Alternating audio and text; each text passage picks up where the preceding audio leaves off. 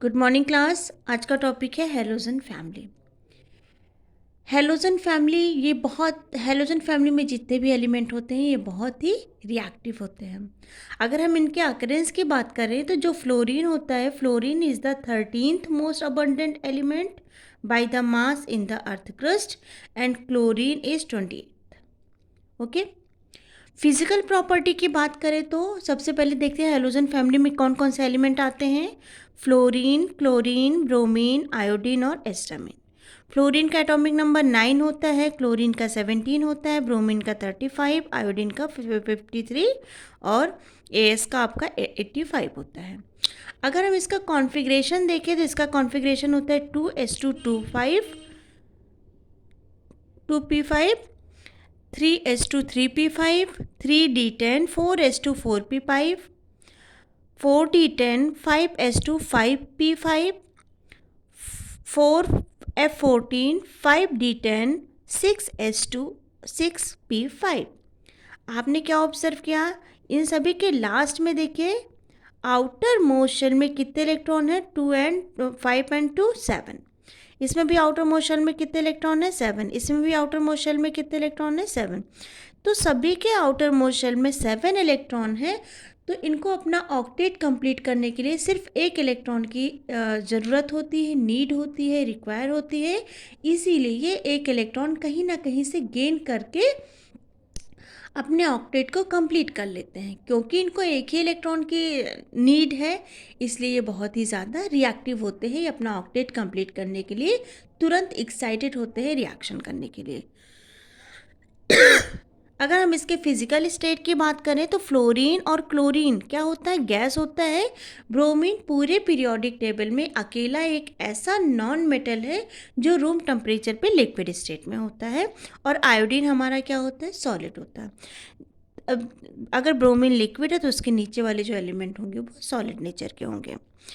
Atomic radii की बात करें तो एज यूजुअल जैसे ही हम पीरियोडिक टेबल में अप टू डाउन जाते हैं, एटॉमिक रेडियाई हमारी क्या होती है? इंक्रीज होती है due to addition of number of shell. तो एटॉमिक रेडियाई जैसे फ्लोरीन है, क्लोरीन है, ब्रोमीन है और आयोडीन है, तो इनकी एटॉमिक रेडियाई क्या हो जाएगी? 64, 99, 114, 133। तो हम क्या देख रहे हैं? अप टू डाउन जाने पे, मतलब फ्लोरीन से आयोडीन तक जाने पर एटॉमिक रेडियाई हमारी क्या हो रही है? ग्रेजुअली इंक्रीज हो रही है। अब बात करते हैं हम आयोनाइजेशन एनर्जी की। आयोनाइजेशन की एनर्जी क्या होती है? आयोनाइजेशन एनर्जी वो एनर्जी होती है जब हम किसी एटम से इलेक्ट्रॉन को निकालने के लिए जो एनर्जी यूज़ होती है उसी को हम बोलते हैं आयोनाइजेशन एनर्जी। तो आयोनाइजेशन एनर्जी किसकी इन्वर्सली प्रोपोर्शनल होती है? साइज़ की। अगर आपका साइज़ ज़्यादा है, छोटा है, तो उस छोटे साइज़ वाले एटम से इलेक्ट्रॉन को निकालने के लिए हमें ज़्यादा एनर्जी प्रोवाइड करनी पड़ेगी। अगर साइज़ बड़ा है तो उस बड़े साइज़ से इलेक्ट्रॉन निकालने के लिए हमें कम एनर्जी प्रोवाइड करनी पड़ेगी। तो आयनाइजेशन एनर्जी का ऑर्डर क्या हो जाएगा? आयनाइजेशन एनर्जी हमारी आयोनाइजेशन एनर्जी होती है वो इन्वर्सली प्रोपोर्शनल होती है साइज़ के। तो हमने अभी क्या देखा? हमने देखा कि जो हमारा साइज़ होता है वो अप टू डाउन जाने पे इंक्रीज़ हो रहा है, तो आयनाइजेशन एनर्जी क्या हो जाएगी? अप टू डाउन जाने पे डिक्रीज़ होगी। सॉरी, देखो इसका जैसे 1680 है और यहाँ पे देखो 1008 हो जाएगा। ऐसे ही इलेक्ट्रॉन एफिनिटी की बात करें तो इलेक्ट्रॉन एफिनिटी का ऑर्डर भी वही होगा जो आयनाइजेशन एनर्जी का है। इलेक्ट्रॉन एफिनिटी होती क्या है? किसी एटम में इलेक्ट्रॉन को इंसर्ट करने के लिए, इलेक्ट्रॉन को पुट करने के लिए जो एनर्जी प्रोवाइड करनी पड़ती है उसी को हम बोलते हैं इलेक्ट्रॉन एफिनिटी। तो इलेक्ट्रॉन एफिनिटी का भी जनरल ऑर्डर यही होना चाहिए। अप टू डाउन जाने पे क्या होना चाहिए? डिक्रीज होना चाहिए। क्योंकि साइज़ बड़ा हो रहा है तो आसानी से इलेक्ट्रॉन को हम अंदर डाल सकते हैं। लेकिन यहाँ पे एक एक्सेप्शन है, वो ये है कि फ्लोरीन का जो इलेक्ट्रॉन एफिनिटी होता है उससे ज़्यादा क्लोरीन की इलेक्ट्रॉन एफिनिटी हो जाती है। उसका रीज़न ये होता है कि फ्लोरीन का साइज़ बहुत छोटा होता है और बहुत छोटे साइज़ में इलेक्ट्रॉन डेंसिटी बहुत ज़्यादा हो जाती है। जब इलेक्ट्रॉन डेंसिटी बहुत ज़्यादा हो जाएगी तो हम जब इसमें इलेक्ट्रॉन डालेंगे तो वो इलेक्ट्रॉनों को क्या करेगा? रिपल करेगा। तो सबसे अच्छे से इलेक्ट्रॉन को कौन एफिनिटी मतलब प्यार होता है, तो सबसे अच्छे से इलेक्ट्रॉन को कौन जल्दी से अपनी तरफ अट्रैक्ट कर पाएगा, क्लोरीन। इसीलिए क्लोरीन के या फिर से हम बोल सकते हैं थर्ड पीरियड की इलेक्ट्रॉन एफिनिटी सेकेंड पीरियड से ज़्यादा होती है। रीज़न क्या लिखोगे, size and high electron density. ये मैंने लिखा है, the low value of fluorine is due to its small size that is having high electron density which makes the addition of electron somewhat difficult. अब आता है electronegativity. Electronegativity क्या होती है, इलेक्ट्रोनेगेटिविटी होती है to attract shared pair of electron. तो जिसका साइज जितना ज़्यादा छोटा होगा उसका न्यूक्लियस उतना ही पावरफुल होगा और वो उतने ही आसानी से इलेक्ट्रॉनों को अपनी तरफ अट्रैक्ट कर सकता है अदर एटम का। तो electronegativity depends upon size, size छोटा तो इलेक्ट्रोनेगेटिविटी ज़्यादा, साइज बड़ी तो इलेक्ट्रोनेगेटिविटी आपकी क्या हो जाएगी, कम हो जाएगी। तो इलेक्ट्रोनेगेटिविटी का भी ऑर्डर क्या होता है, इन्वर्सली प्रोपोर्शनल टू साइज। ठीक है, तो साइज अप टू डाउन जाने पे बढ़ रहा है तो इलेक्ट्रोनेगेटिविटी अप टू डाउन जाने पे क्या हो जाएगी, घटेगी। तो हाईएस्ट इलेक्ट्रोनेगेटिव एटम हमारा क्या होता है, फ्लोरीन। देखिए 4.0, यहाँ पे क्लोरीन की 3.2, ब्रोमीन की 3.0 और आयोडीन की है 2.7। अब हम बात करते हैं मेल्टिंग एंड बॉइलिंग पॉइंट की। मेल्टिंग और बॉइलिंग पॉइंट क्या होता है, जो हमारे सॉलिड स्टेट होते हैं या फिर जिसमें आयनिक कैरेक्टर ज़्यादा होते हैं उनका मेल्टिंग और बॉइलिंग पॉइंट ज़्यादा होता है, मेटेलिक बॉन्ड जिसमें बनते हैं। तो मेल्टिंग और boiling point as usual up to down जाने पे क्या हो रहा है, इंक्रीज हो रहे हैं। यहाँ पे देखिए, यहाँ पे फ्लोरीन का मेल्टिंग पॉइंट 54.4 है और यहाँ पे आयोडीन का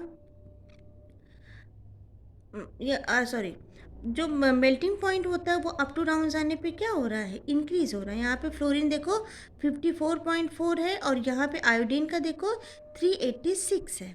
तो मेल्टिंग पॉइंट हमारा क्या हो रहा है, इंक्रीज हो रहा है। ऐसे ही बॉइलिंग पॉइंट भी यहाँ पे फ्लोरीन का 85 है और यहाँ पे आयोडीन का 458 है। तो मेल्टिंग और boiling point up to down जाने पे क्या होता है, इंक्रीज होता है।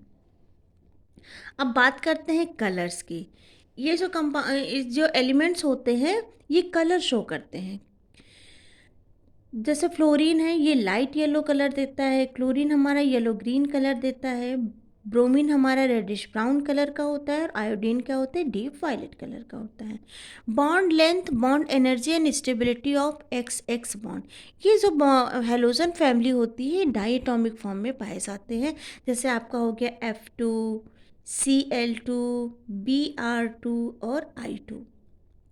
ठीक है, तो इसमें एफ एफ के बीच जो बॉन्ड है, सी सी एल के बीच जो बॉन्ड है, बी आर के बीच जो बॉन्ड है और आई के बीच जो बॉन्ड है, उसमें हमें देखना है बॉन्ड लेंथ। तो जैसे जैसे जैसे ये फ्लोरीन है तो इसका साइज़ ये होगा। ठीक है, यहाँ पे जो क्लोरीन है उसका साइज़ इसके कंपेरेटिवली बड़ा हो जाएगा, यहाँ पे जो ब्रोमीन है उसका साइज़ क्लोरीन के कंपेरेटिवली बड़ा हो जाएगा और यहाँ पे आयोडीन जो है उसका साइज़ इन सभी के कंपेरेटिवली बड़ा हो जाएगा। तो जैसे जैसे साइज़ बड़ा होगा ये जो बॉन्ड लेंथ होती है ये क्या हो जाएगी, आपकी इंक्रीज़ होती जाएगी। तो जब बॉन्ड लेंथ आपकी इंक्रीज़ होती जाएगी तो जितना बड़ा बॉन्ड होगा वो आसानी से क्या हो जाएगा, ब्रेक हो सकता है। लेकिन अगर बॉन्ड आपका छोटा है तो वो आसानी से डिसोसिएट नहीं होगा। तो हम यहाँ पे क्या देख रहे हैं, बॉन्ड लेंथ देखो, यहाँ पे फ्लोरीन का 142 है। ठीक, वहीं पे अगर हम आयोडीन का बॉन्ड लेंथ देखें तो 267 है। तो बॉन्ड लेंथ क्या हो रहा है, इंक्रीज हो रहा है। यहाँ पे छोटा बॉन्ड लेंथ था, यहाँ पे और बड़ा, यहाँ और बड़ा और यहाँ और बड़ा।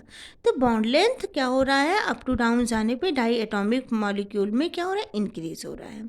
लेकिन अगर हम बॉन्ड एसोसिएशन एनर्जी की बात करेंगे तो जितना ज़्यादा छोटा बॉन्ड होगा उसको तो तोड़ने के लिए हमें उतना ही ज़्यादा स्ट्रांग होगा, उसकी बॉन्ड स्ट्रेंथ उतनी ही ज़्यादा स्ट्रांग होगी और उसको तोड़ने के लिए हमें ज़्यादा एनर्जी प्रोवाइड करनी पड़ेगी। तो बॉन्ड डिसोसिएशन एनर्जी का जो ऑर्डर होना चाहिए वो क्या होना चाहिए, सबसे ज़्यादा फ्लोरीन का, उससे कम क्लोरीन का, उससे कम ब्रोमीन का और सबसे कम आयोडीन का। लेकिन यहाँ भी एक एक्सेप्शन है, फ्लोरीन की बॉन्ड डिसोसिएशन एनर्जी क्लोरीन और ब्रोमीन से क्या होती है, कम होती है। तो ये आपका बॉन्ड डिसोसिएशन एनर्जी का ऑर्डर हो गया। अब हम बात करते हैं केमिकल प्रॉपर्टीज़। केमिकल प्रॉपर्टीज़ में सबसे पहले हेडिंग है हमारी ऑक्सीडेशन स्टेट। जो फ्लोरीन होते हैं, जैसे फ्लोरीन है, इसका कॉन्फ़िगरेशन अगर हम लिखेंगे तो क्या है 1s2 2s2 और 2p5। अगर हम आउटर शेल का बनाएं तो आउटर शेल में देखिए कैसे इलेक्ट्रॉन फिल है 1 2 3 4 5। यहाँ पे एक ही अनपेयर्ड इलेक्ट्रॉन है और ये अनपेयर्ड इलेक्ट्रॉन पाने के लिए क्या करेंगे, एक इलेक्ट्रॉन कहीं से गेन करेंगे। तो जब ये एक इलेक्ट्रॉन कहीं से गेन करेंगे तो इनका जो ऑक्सीडेशन स्टेट हो जाएगा ये हो जाएगा -1। कहीं कहीं ये +1 ऑक्सीडेशन स्टेट भी शो करते हैं। तो फ्लोरीन एक ऐसा एलिमेंट है जिसमें +1 और -1 दोनों ऑक्सीडेशन स्टेट शो होता है।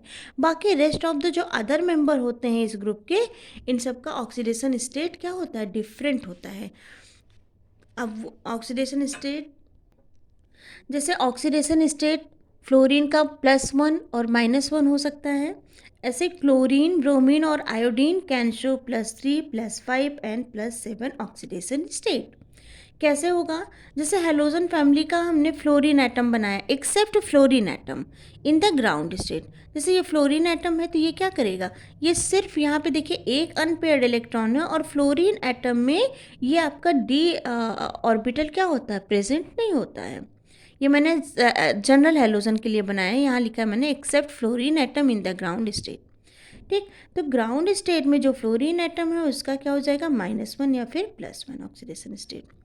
लेकिन हेलोजन फैमिली अगर मतलब थर्ड पीरियड की बात करें तो थर्ड पीरियड में हमारा डी ऑर्बिटल भी आ जाता है। तो अगर थर्ड पीरियड की बात करें और फर्स्ट एक्साइटेड स्टेट की बात करें तो यहाँ से एक इलेक्ट्रॉन जंप करके यहाँ चला जाएगा। अब यहाँ टोटल कितने अनपेयर्ड इलेक्ट्रॉन हो जाएंगे, 1 2 3। तो ये 3 अनपेयर्ड इलेक्ट्रॉन हो जाएंगे। तो ये कितने ऑक्सीडेशन स्टेट शो करता है, +3। अब सेकेंड एक्साइटेड स्टेट में ये वाला जो इलेक्ट्रॉन है ये जंप करके यहाँ चला जाएगा। तो यहाँ पे देखिए सेकेंड एक्साइटेड स्टेट में ये वाला इलेक्ट्रॉन जंप करके यहाँ चला गया है। तो अब देखिए यहाँ पे टोटल कितने इलेक्ट्रॉन हो जाएंगे अनपेयर्ड, 1 2 3 4 5। तो 5 अनपेयर्ड इलेक्ट्रॉन हो जाएंगे। तो ये इसका ऑक्सीडेशन स्टेट क्या हो सकता है, +5। थर्ड एक्साइटेड स्टेट में ये वाला इलेक्ट्रॉन भी जंप करके यहाँ चला जाएगा क्योंकि इनके पास वैकेंट डी ऑर्बिटल है। तो क्या हो जाएगा, देखो 1 2 3 4 5 6 7। अब यहाँ पे कितने अनपेयर्ड इलेक्ट्रॉन हो गए, 7। तो इसका ऑक्सीडेशन स्टेट कितना हो जाएगा, 7। तो हेलोजन फैमिली के जो एलिमेंट होते हैं ये वेरिएबल ऑक्सीडेशन स्टेट शो करते हैं। इनका ऑक्सीडेशन स्टेट -1 से लेके +7 तक होता है। फ्लोरीन का सिर्फ -1 या +1 हो सकता है, डिपेंड्स अपॉन कौन सा एलिमेंट फ्लोरीन के साथ अटैच हुआ है। ठीक, बाकी रेस्ट ऑफ द जो अदर मेंबर्स होते हैं उनका ऑक्सीडेशन स्टेट +3 भी हो सकता है, +5 भी हो सकता है और +7 भी हो सकता है। अब बात करते हैं हाइड्राइड की। हाइड्राइड का क्या होता है, एलिमेंट के साथ हाइड्रोजन का अटैच होना, हाइड्रोजन का ऐड होना। तो जैसे फ्लोरीन अगर हाइड्रोजन से रिएक्शन करेगा, क्लोरीन हाइड्रोजन से रिएक्शन करेगा, ब्रोमीन हाइड्रोजन से रिएक्शन करेगा या आयोडीन हाइड्रोजन से रिएक्शन करेगा तो हाइड्राइड बनाते हैं। ठीक है, ये इसको बोलेंगे hydrogen fluoride, hydrogen chloride, hydrogen bromide और हाइड्रोजन आयोडाइड। इनको हम हेलो एसिड भी बोलते हैं या हेलोजन एसिड्स भी ये कहलाते हैं। Except hydrogen fluoride all are gases. Hydrogen fluoride हमारा गैस नहीं होता, बाकी जितने भी हाइड्राइड्स होते हैं ये सभी के सभी क्या होते हैं, गैसियस नेचर के होते हैं। ये गैसियस नेचर का क्यों नहीं होता है, क्योंकि फ्लोरीन हाईली इलेक्ट्रोनेगेटिव है। हाईली इलेक्ट्रोनेगेटिव होने की वजह से ये हाइड्रोजन बॉन्ड बना सकता है, तो ये लिक्विड स्टेट में भी होता है आपका। ठीक है, अब ये जो हाइड्रोजन फ्लोराइड है अगर इनकी स्टेबिलिटी, हाइड्राइड की स्टेबिलिटी की बात करें तो स्टेबिलिटी क्या होता है, जिसका बॉन्ड जितना छोटा होगा वो उतना ही ज़्यादा स्टेबल होगा। तो ये फ्लोरीन है और ये हाइड्रोजन है। ठीक है, यहाँ पे देखो ये हाइड्रोजन है और ये आयोडीन है। तो क्या है, इनमें बेटर ओवरलैपिंग है। ठीक है, और इसमें बहुत अच्छी ओवरलैपिंग नहीं क्योंकि एक का साइज़ छोटा है और एक का साइज़ बड़ा है। तो जितनी ज़्यादा बेटर ओवरलैपिंग होगी उसमें उतनी अच्छी बॉन्डिंग होगी और वो उतना ही ज़्यादा क्या हो जाएगा, स्टेबल होगा। तो उस हिसाब से देखा जाए तो हाइड्रोजन फ्लोराइड सबसे ज़्यादा स्टेबल होता है, उससे कम हाइड्रोजन क्लोराइड, उससे कम हाइड्रोजन ब्रोमाइड और सबसे कम हाइड्रोजन आयोडाइड की स्टेबिलिटी होती है। अब बात करते हैं हम डाइपोल मूवमेंट की। तो डायपोल मोमेंट किसका सबसे ज़्यादा होगा? डायपोल मोमेंट भी उसी का सबसे ज़्यादा होगा जिसकी स्टेबिलिटी सबसे ज़्यादा होगी। तो हाइड्रोजन फ्लोराइड का डायपोल मोमेंट देखिए कितना आ रहा है, 1.86। उसके बाद हाइड्रोजन क्लोराइड का 1.11, हाइड्रोजन ब्रोमाइड का 0.79 और हाइड्रोजन आयोडाइड का आ रहा है 0.39।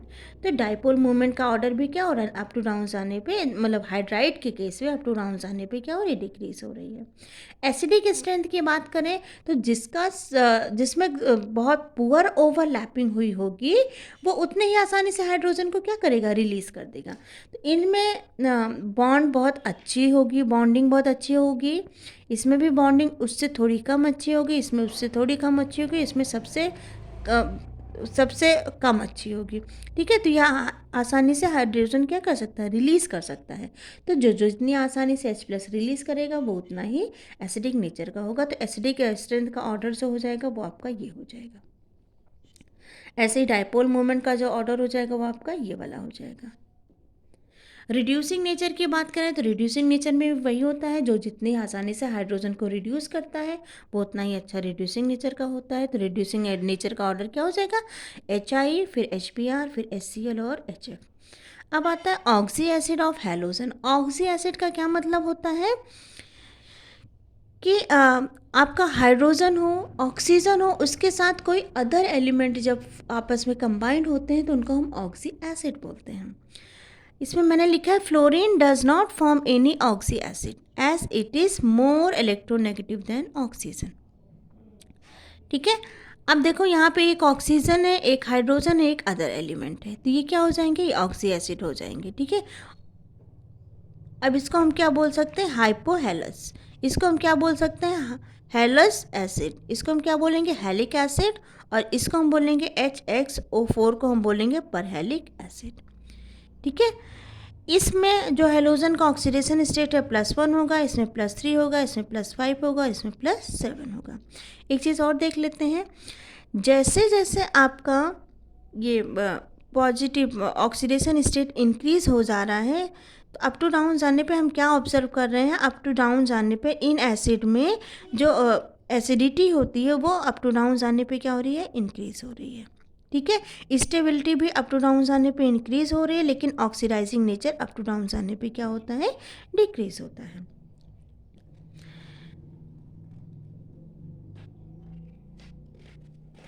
अब हम बात करते हैं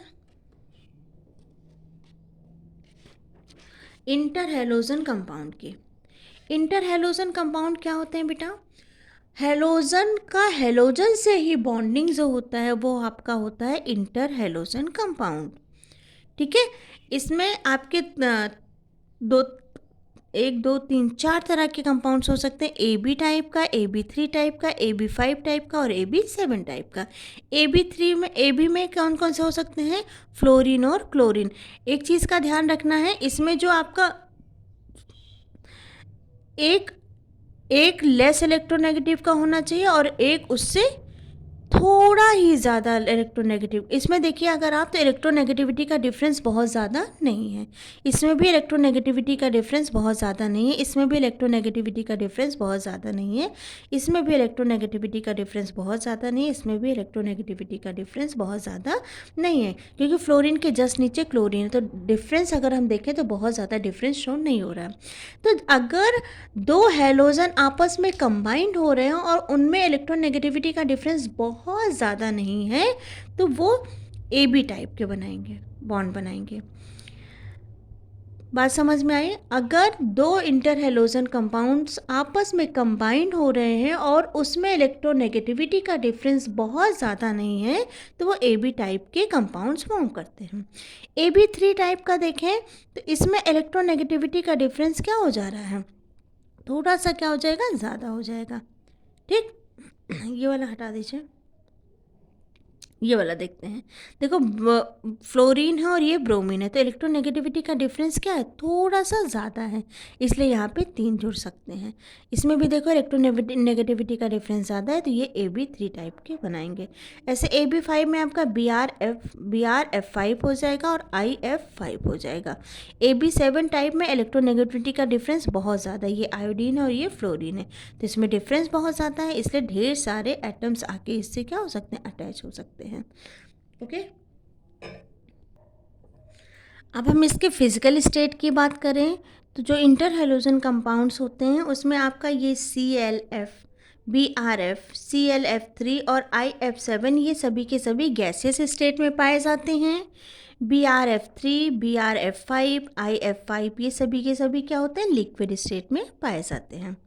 इसकी बात करें तो ICl, IBr, IF3, ICl3 ये सभी के सभी हमारे सॉलिड स्टेट में पाए जाते हैं। अगर हम इंटर हेलोजन कंपाउंड की थर्मल स्टेबिलिटी की बात करें तो thermal stability of AB type compounds increases with increases in electronegativity. जैसे AB टाइप का है, इलेक्ट्रोनेगेटिविटी डिफरेंस इसमें सबसे ज़्यादा है, ठीक है, तो ये थर्मली ज़्यादा स्टेबल होंगे। इसमें उससे कम है तो ये कम होंगे, ऐसे ऐसे इनका जो थर्मल स्टेबिलिटी का ऑर्डर है ये है, ठीक है। फिर रिएक्टिविटी की बात करें तो जो आपके inter halogen compounds are generally more reactive than the halogen except fluorine, ठीक है। फ्लोरीन क्या होता है, फ्लोरीन को छोड़ के जो इंटर हेलोजन कंपाउंड्स होते हैं वो नॉर्मल हेलोजन कंपाउंड से कहीं ज़्यादा रिएक्टिव होते हैं। The order of reactivity of same inter halogen compounds has been found as ClF3, BrF5, IF7, BrF3, IF5, BrF। तो ये रहा आपका inter halogen compounds. I hope आपको समझ में आया होगा। Thank you.